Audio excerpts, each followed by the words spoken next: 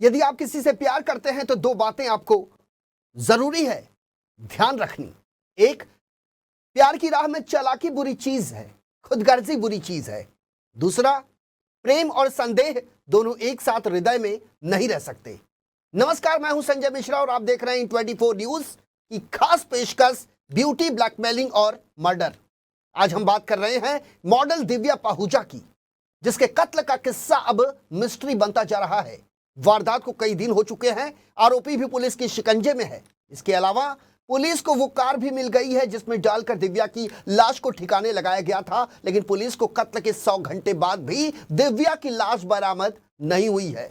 ऐसे में कई सवाल उठ रहे हैं, आखिर दिव्या की लाश गई कहां, आरोपियों ने कहां ठिकाने लगाई है, और सबसे बड़ा सवाल, दिव्या का मोबाइल फोन कहां है। वहीं हरियाणा के गैंगस्टर संदीप गाडोली की गर्लफ्रेंड रह चुकी दिव्या पाहुजा की मर्डर मिस्ट्री ने एक बार फिर से आरुषि हत्याकांड की यादें ताजा कर दी है। गुरुग्राम पुलिस को दिव्या के कत्ल के महज 4 घंटे के बाद यानी 2 जनवरी की रात 9 बजे यह पता चल चुका था कि होटल सिटी पॉइंट में उसकी हत्या कर दी गई है।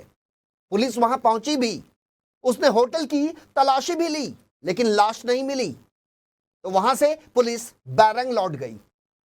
फिर वही पुलिस जब 8 घंटे के बाद दिव्या की लाश को ढूंढती हुई गई, तो दोबारा उसी होटल में पुलिस पहुंची जहां से लाश गायब हो चुकी थी। असल में पुलिस की जो एंट्री थी वो कमरा नंबर 114 में थी, जहां पुलिस दिव्या की लाश तलाश रही थी, जबकि दिव्या की लाश कमरा नंबर 111 में पड़ी थी। वहीं पुलिस ने बताया कि दिव्या पाहुजा गुरुग्राम के होटलियर और आरोपी अभिजीत सिंह के साथ रिलेशनशिप में थी। खुलासा यह भी हुआ है कि दिव्या उससे रुपए वसूला करती थी और हाल के दिनों में उसकी मांग कुछ ज्यादा बढ़ गई थी, जिसके चलते अभिजीत परेशान रहता था। असल में अभिजीत की कुछ आपत्तिजनक तस्वीरें दिव्या के पास थी और दिव्या इन्हीं तस्वीरों से उसे ब्लैकमेल कर रही थी। इस तरह की जानकारी सूत्रों के हवाले से हमारे सामने आई है, इन 24 न्यूज के पास आई है। 2 जनवरी को अभिजीत दिव्या को होटल में इसलिए लेकर गया ताकि वो उससे बात कर सके और उसे वो तस्वीरें डिलीट करा सके, लेकिन दिव्या नहीं मानी, जिसके बाद दोनों में लड़ाई हुई। अभिजीत ने गुस्से में गोली चला दी, गोली जाकर दिव्या को लगी और वो इस दुनिया से विदा हो गई। आपको बता दें कि ये सब सिटी पॉइंट होटल के कमरा नंबर 111 में हुआ था। कहानी में ट्विस्ट यह है कि इस वारदात के बाद अभिजीत के होटल सिटी पॉइंट को लीज पर लेकर चलाने वाले अनूप ने खुद फोन कर पुलिस को होटल के कमरा नंबर 114 में लड़की की लाश पड़ी होने की खबर दी, क्योंकि यही वो रूम था जो होटल का मालिक होने के नाते हमेशा अभिजीत के लिए बुक रहता था। लेकिन हद देखिए, गुरुग्राम पुलिस की इमरजेंसी रिस्पांस टीम यहां पहुंची, उसने कमरा नंबर 114 को चेक किया, लेकिन जब यहां कोई लाश नहीं मिली तो वो बैरंग वापस चली गई। उसने दूसरे कमरों की तलाशी नहीं ली, जिसके चलते आरोपी लाश को ठिकाने में लगाने में कामयाब रहे। जब वही पुलिस दिव्या के घर वालों की शिकायत पर करीब 8 घंटे के बाद दोबारा उसी होटल में पहुंची, सीसीटीवी कैमरे चेक किए गए, तब उसे न सिर्फ लाश निपटाए जाने की बात का पता चला, बल्कि यह भी पता चल गया कि कत्ल कमरा नंबर 114 में नहीं बल्कि कमरा नंबर 111 में हुआ था। यानी पुलिस जिस कातिल को ढूंढ रही थी वो पहली चेकिंग के दौरान कत्ल वाली जगह पर यानी होटल में ही मौजूद था और लड़की की लाश महज 3 कमरों के फासलों के बीच पड़ी थी। लेकिन पुलिस बेखबर रह गई और इसी बीच रात 11 बजे के आसपास अभिजीत ने अपने गुर्गों की मदद से दिव्या की लाश को ठिकाने लगा दिया और पुलिस को पता तक नहीं चला। पुलिस की यदि माने तो इस हत्या के बाद अभिजीत ने पहले होटल के 2 मुलाजिमों की मदद से लाश कमरे से बाहर निकलवाई और रात के अंधेरे में ही होटल के बाहर खड़ी अपनी BMW कार में रखवा दी। उसने लाश रखते हुए BMW कार किसी को ना दिखे इसलिए बाहर की लाइटें भी ऑफ करा दी, लेकिन उसे होटल के सीसीटीवी कैमरों का ख्याल नहीं रहा, जिसे कहते हैं तीसरी आंख, जो सब कुछ बयां कर देता है और लोगों को बेपर्दा कर देता है, खास वो लोगों को जो सबूत छिपाने की कोशिश करते हैं। चूंकि होटल इस वक्त लीज पर है, इसलिए मामला काफी गंभीर है। गाड़ी में लाश रखने के बाद अपने 2 खास मोहाली के बलराज गिल और हिसार के रवि बंगा को वहां बुलाया गया और लाश वाली BMW की चाबी देकर उन्हें लाश ठिकाने लगाने के लिए कहा गया। इसके कई घंटे बाद कत्ल का सीसीटीवी फुटेज जो है वो सामने आया और उससे ये खुलासा हो गया। अभिजीत गिरफ्तार भी हो गया, लेकिन लाश का फिर कोई अता पता नहीं चला कि आखिर ये लाश गई कहां। गुरुवार को पुलिस ने पंजाब के पटियाला से लावारिस हालत में पड़ी वो BMW कार भी बरामद कर ली है, लेकिन कार में लाश नहीं थी। यानी अभिजीत के गुर्गे लाश को ठिकाने लगाने में कामयाब रहे। पुलिस सूत्रों की यदि माने तो कार से पुलिस को खून के धब्बे भी मिले हैं, जो इस बात के पक्के सबूत हैं कि इसी कार में लाश थी। लेकिन दिव्या की लाश और दिव्या का एक मोबाइल फिलहाल गायब है। अब कार लावारिस अवस्था में मिली है तो लाश ठिकाने वाले गुर्गे भी गायब हैं। और ऐसे में सबसे बड़ा सवाल यही कि आखिर दिव्या की लाश गई कहां।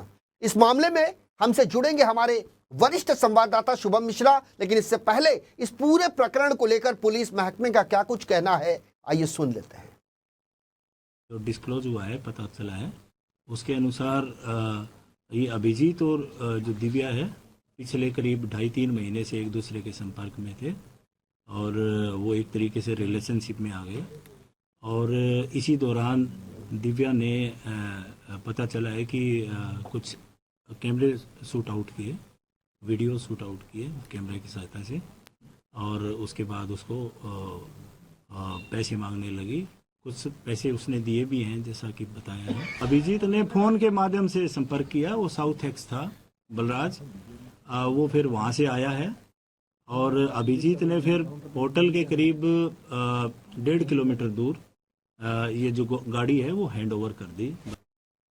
ताजा अपडेट जानने के लिए चलते हैं अपने वरिष्ठ संवाददाता शुभम मिश्रा के पास।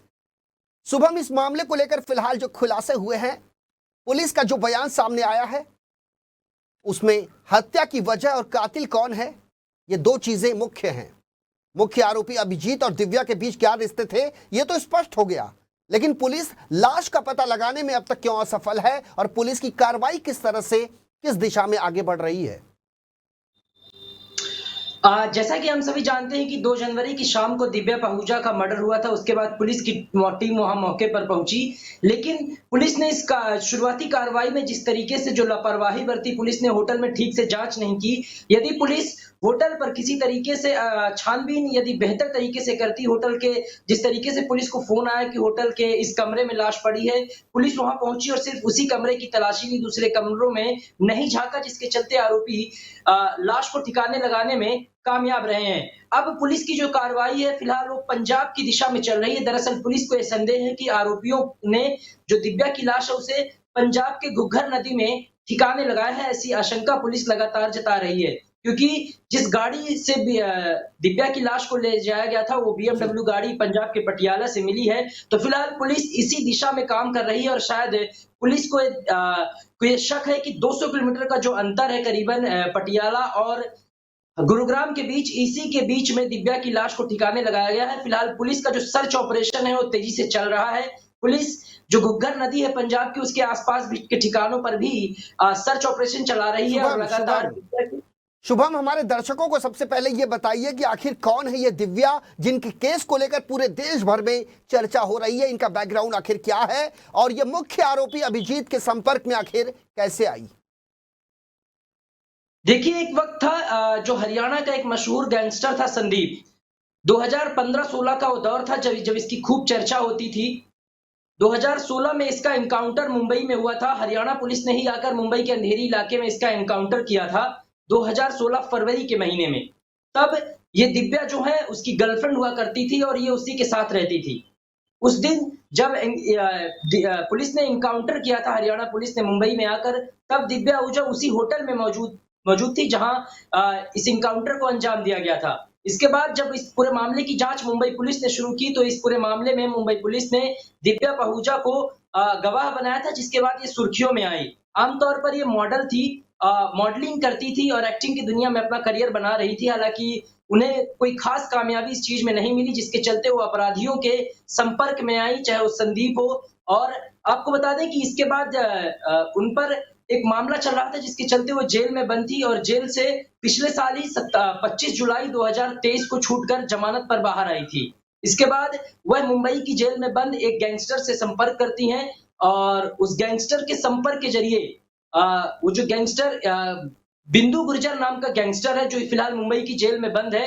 उसने अभिजीत सिंह जो कि मुख्य आरोपी है इस पूरे कत्लेआम या यूं कहें कि इस हत्याकांड का जो पूरा मुख्य आरोपी अभिजीत सिंह है, होटल मालिक, उससे संपर्क करने के लिए मुंबई की जेल में बंद इंदु गुर्जर नाम के गैंगस्टर ने दिव्या से कहा था। फोन पर इसने बातचीत भी कराई थी और इसके बाद दिव्या पिछले 2-3 महीने से जो होटल मालिक है अभिजीत सिंह है, उसके संपर्क में थी, उसके साथ लिव इन रिलेशन में रह रही थी।